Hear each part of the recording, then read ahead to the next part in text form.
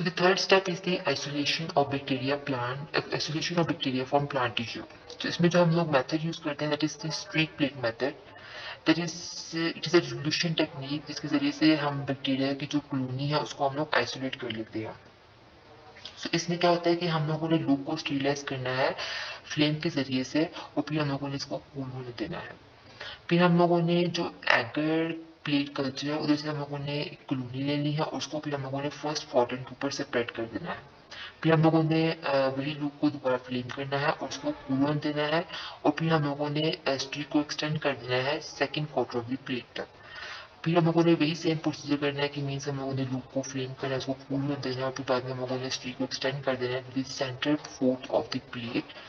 Last में हम लोगों ने इसको इंक्यूबेट करना है 37 डिग्री सेल्सियस पे फॉर 24 आवर्स और फिर हम लोगों ने क्लोनिस को एग्जामिन करना है जो प्लेट में ग्लो हुई है. सो ये डायग्राम है that is streak plate method. So start में जो है वो हमें heavy growth of bacteria show होगा लेकिन लास्ट में हमें जो है वो बैक्टीरिया की डिस्क्रीट क्लोनीज जो है वो मिल जाएंगी. Fourth step is the identification of bacterial plant pathogens.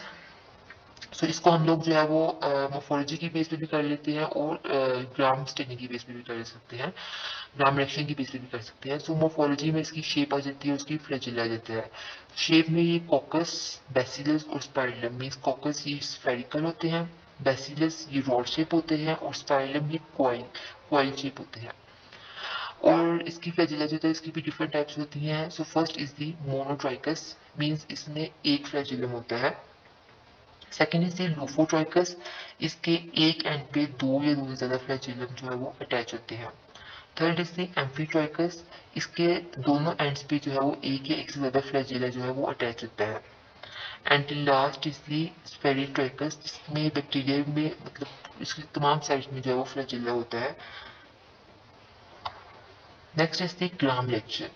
Gram reaction में हम लोग दो प्रोसीजर करते हैं, तो gram staining procedure and the potassium hydroxide procedure. So gram staining procedure में क्या होता है कि हम लोगों ने एक सैंपल लेना है, उसको हम लोगों ने स्लाइड के ऊपर रखना है. फिर हम लोगों ने क्रिस्टल वॉयलेट को स्टेन करना है. क्रिस्टल वॉयलेट को स्टेन करना है हम लोगों ने 1 मिनट के लिए और उसके बाद हम लोगों ने इसको टैप वाटर से वॉश कर देना है. सेकेंड स्टेप में हम लोग क्या करेंगे, हम लोगों ने इसको स्टेन करना है आयोडीन के साथ फॉर 1 मिनट और फिर हम लोगों ने इसको दोबारा टैप वाटर से वॉश कर देना है. थर्ड में हम ये करेंगे कि हम लोग अल्कोहल से जो है इसको स्टेन करेंगे फॉर 10 सेकेंड्स और इससे क्या होगा कि हम लोग ऑब्जर्व करेंगे डीकोलराइजेशन, क्योंकि जो ग्राम नेगेटिव सल्फोज हैं वो डीकोलराइज हो जाएंगे. अब फोर्थ में हम लोग क्या करेंगे, हम लोग जो सैफरनिन है उसको हम लोग स्टेन करेंगे और ये जो है ये डाई जो है उसको अलो करेगा कि वो ग्राम नेगेटिव सल्फोज है उसके साथ अटैच हो जाए. और फिर जो है ये जो है ग्राम नेगेटिव बैक्टीरिया ये रेड कलर शो करेगा लेकिन जो ग्राम पॉजिटिव बैक्टीरिया है ये वॉयलेट कलर जो है वो रिटेन करेगा. Second is the potassium hydroxide procedure. इसमें क्या होता है कि हम लोगों ने एक क्लीन माइक्रोस्कोप स्लाइड लेनी है, ठीक है. उसमें हम लोगों ने पोटेशियम हाइड्रोक्साइड सोल्यूशन जो है उसको ड्रॉप को रख देना है. फिर हम लोगों ने जो ऑर्गेनिज्म है उसमें हम लोगों ने उसके कुछ कॉलोनी जो है उसके पोटेशियम हाइड्रोक्साइड की ड्रॉप के साथ इमल्सिफाई करनी है ताकि एक डेंस सस्पेंशन बन जाए, एक डेंस मिक्सचर बन जाए हमारे पास. फिर हम लोगों ने उसको 60 सेकेंड्स के लिए स्टिच करते रहना है और फिर हम लोगों ने लूप को पुल करना है सस्पेंशन से और फिर हम लोगों ने चेंजेस को ऑब्जर्व करना है.